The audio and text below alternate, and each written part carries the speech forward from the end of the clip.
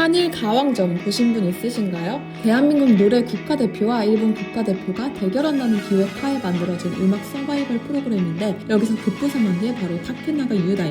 이미 몇 년 전부터 언어의 장벽을 뛰어넘고 J-POP은 한국에서도 리바이벌되는 현상이 있었는데 유다이는 한일 가왕전에서 폭풍 질주를 했고 그가 부른 라이브들은 유튜브에서 독보적인 조회수를 기록하고 있습니다. 본인도 놀랐는지 자기 영상에 한일 팬들을 위해 직접 댓글을 달아주기도 했고 한국에서 이런 환대를 상상도 못했다면서 감사함을 전하기도 했는데 화제성은 현실에도 반영되어 10월에 있었던 유다이의 밴드 노벨브라이트의 내한 티켓은 정상 매진되는 흥행 기록을 보이기도 했습니다. 1995년에 태어난 타케나가 유다이. 유다이는 간사이 지방 히메지시에서 초중고를 모두 보낸 지역 토박이였는데 저도 한번 히메지시를 가본 적 있는데 히메지성에 남아있는 전통적인 도시로 한적한 시골 같은 느낌이었거든요. 조용한 히메지시에서 자라며 유다이의 학창시절을 메웠던 것은 일본 밴드 유즈. 팬클럽에 가입하고 고정 라디오도 매주 들을 정도로 유즈에 빠졌는데 남성 2인조인 유즈의 우정과 음악은 중딩 유다이에게 인상적으로 꽂혔습니다.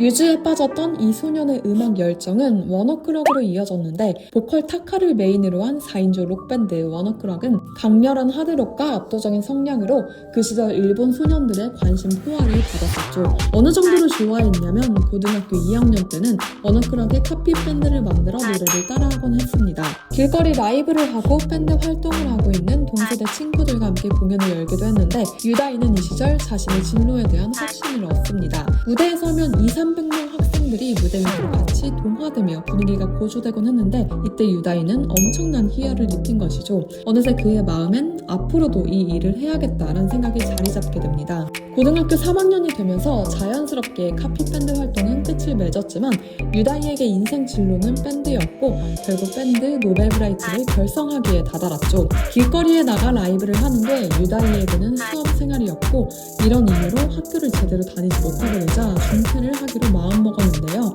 학교를 그만둔 후 노벨브라이트 이름으로 야심차게 오리지널 곡을 만들어 워너클럭급 밴드가 되고자 했지만 막상 현실은 처참했습니다. 들뜬 마음을 안고 시골 히메지에서 도시 오사카로 상경해 라이브를 펼치기도 했지만 전혀 관객이 없었죠. 심지어는 원년 멤버였던 2명의 친구가 탈퇴를 선언하며 결국 2016년 유다이는 중대 결정을 내리게 되는데 바로 노벨브라이트의 활동 중지. 하지만 그 사이 유다이는 밴드를 재편하기 위해 신멤버를 찾아 나섰고 그렇게 모여든 게 소지로, 내기, 케이고, 카이토였습니다. 드럼의 내기는 유다이와 고등학생 때부터 알고 있던 사이였는데 고 이때 드럼 연주를 도와달란 부탁 때문에 음악에 입문하게 된 케이스입니다. 늦게 시작한 만큼 처음엔 서투른 실력을 보였지만 점차 음악의 매력에 빠지게 됐고 심지어는 드럼을 전문적으로 배우기 위해 고등학교를 졸업하고 오사카 스쿨 오브 뮤직에 편입하기까지 할 정도로 열정적이었습니다. 카이토와 소지로 역시 내기와 함께 노벨브라이트에 합류하게 됐는데 한번 같이 연주해볼래? 란 제안에 가볍게 노는 느낌으로 연주하게 된 게 계기였습니다.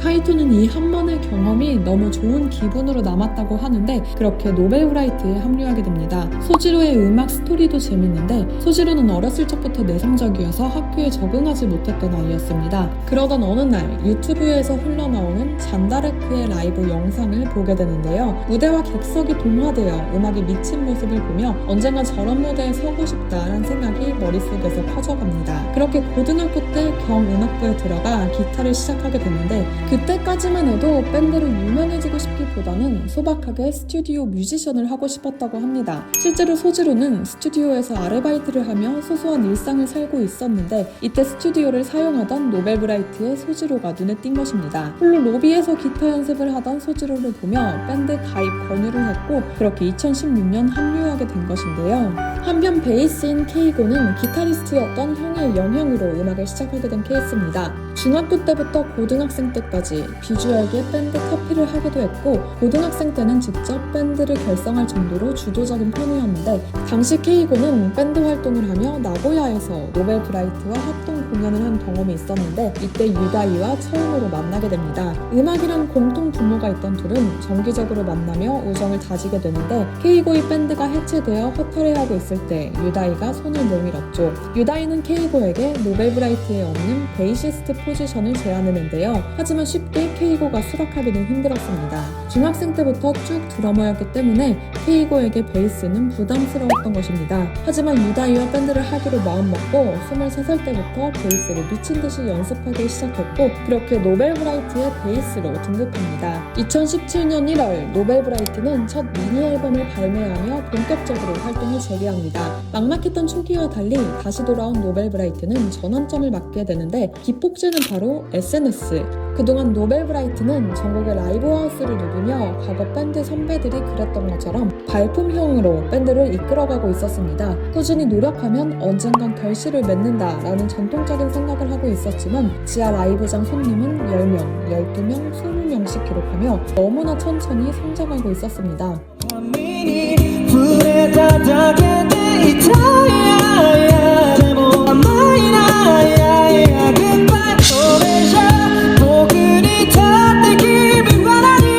노벨브라이트 모두가 고전적인 방법을 믿을 때 유일하게 생각이 달랐던 것은 베이스의 케이고. 2019년 7월 노벨브라이트는 전국 투어를 감행하며 후쿠오카, 도쿄, 센다이 등 주요 도시에서 버스킹을 하게 되는데 이때 케이고가 유다이에게 공연 영상은 SNS에 올려야 한다며 강력 주장을 한 것입니다. 유다이의 머리엔 틱톡을 사용하는 게 록밴드인가? 그 시대적인 생각이 잠시 스쳤지만 그도 잠시 케이고의 의견을 반영해 업로드를 하기 시작합니다. 그리고 센다이역 앞에서 부른 워킹 위주가 틱톡 알고리즘을 타면서 엄청난 바이럴이 됐는데 한 번 뜬 기세는 무섭게 폭발했고 노상 라이브를 보러 오는 팬들이 쇄도할 정도였습니다. みんなで見てるんだあの頃のノーベルブライトをそのくらいバズってましたからね、本当にもうどこを見てもやっぱリツイートで回ってきてとかっていう感じで絶対目に入るっていう。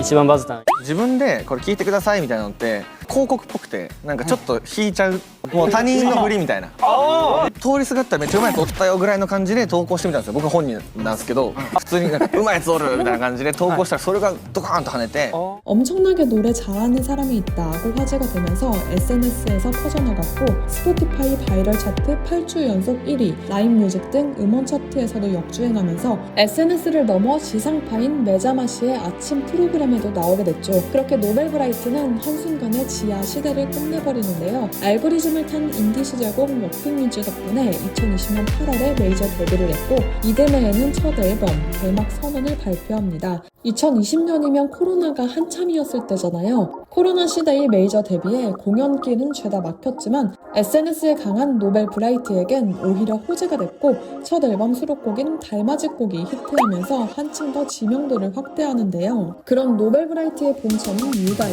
맑은 하이톤 속에 섞인 허스키한 보이스, 거기에 더해진 풍부한 성량은 SNS 속 짧은 순간 속에서도 사람들의 손가락을 멈추게 했고 일본을 넘어 한일 가왕전에서도 아낌없이 실력을 뽐냈습니다. 달맞이꽃에선 유다이의 진면목이 가감없이 드러나는데 2020년 12월에 발매된 이 곡은 휴지 테레비의 날씨 코너 먼슬리송에 기용되기도 했습니다.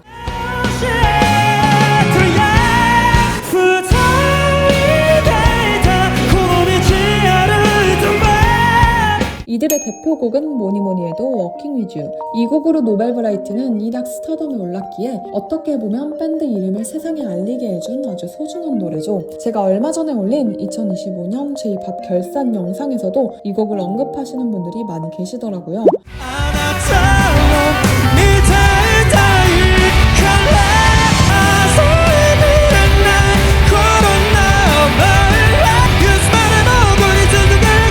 이 곡은 무슨 바이럴 귀신이 쓰인 건지 또 다른 에피소드도 있는데 어느 날 우연히 신주쿠역을 지나던 유다이는 길에서 흘러나오는 워킹 위주를 듣고 발걸음을 멈춥니다. 신주쿠역 앞에서 누군가 이 곡을 커버하고 있던 상황이었는데 신기해하며 유다이는 가수 옆에 다가가 노래를 같이 시작했고 이 영상 또한 조회수 1,400만 회를 넘어서며 화제가 됩니다. 참 묘한 순간인 게 이 신주쿠역 남쪽 출구가 과거에 유다이가 길거리 라이브를 했던 장소였죠.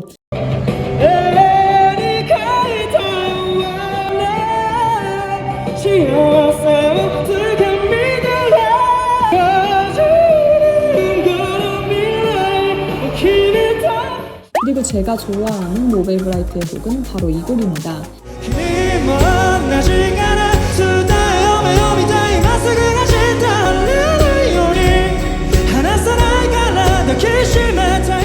노벨브라이트는 몰랐어 들었어도 이제 귀에 익숙한 분들도 계실 것 같은데 빌보드 재팬 스트리밍 누적 3억 회를 돌파한 곡으로 처음 55위로 등장했지만 서서히 인기를 보며 10주 연속 톱10에 차트인합니다. 그렇게 22주 차에 스트리밍 1억, 99주 차에 3억 회를 돌파한 곡인데요. 연이은 히트곡과 함께 2022년엔 무도간 공연을 달성했는데 과거 일본 전국 길거리에서 라이브를 하던 초심을 반영한 것인지 투어명이 길거리 라이브에서 무도간으로 같은 흔한 목표를 실현시키는 투어였습니다. 그리고 2024년 5월엔 한국에서도 유명해지고 싶다는 목표로 강남역에서 유다이와 카이토가 길거리 라이브를 하기도 했는데 이 풋풋한 소원은 바로 다음 해에 실현됩니다. 2025년 7월부터 니테레의 현역 가왕 재팬에 출연하게 된 것인데 실력을 무기로 결승에서 이 노래를 불렀는데 違う価値観で愛を伝えられてないな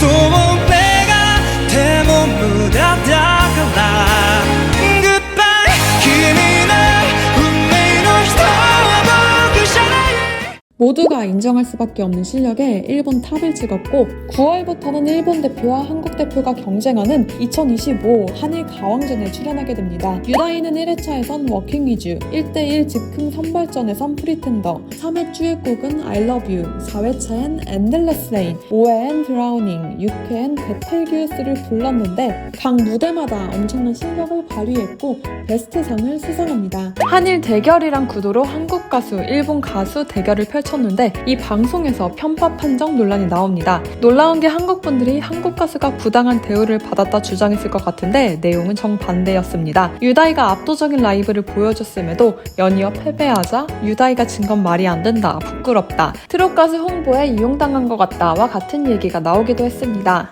오늘의 이야기는 여기까지 준비했는데 마지막은 영상을 준비하면서 인상 깊게 읽은 유다이의 인터뷰로 마무리할까 합니다. 한 기자가 유다이에게 유일하게 남은 노벨브라이트의 결성 멤버인데 솔로 전향 등은 생각하고 있지 않나요? 라고 묻자 그는 노벨브라이트는 저에게 처음으로 짠 밴드입니다. 처음으로 짠 밴드에서 잘 팔리면 멋있잖아요 라고 남깁니다. 오늘의 영상은 여기까지입니다. 오늘도 함께 해주셔서 감사합니다.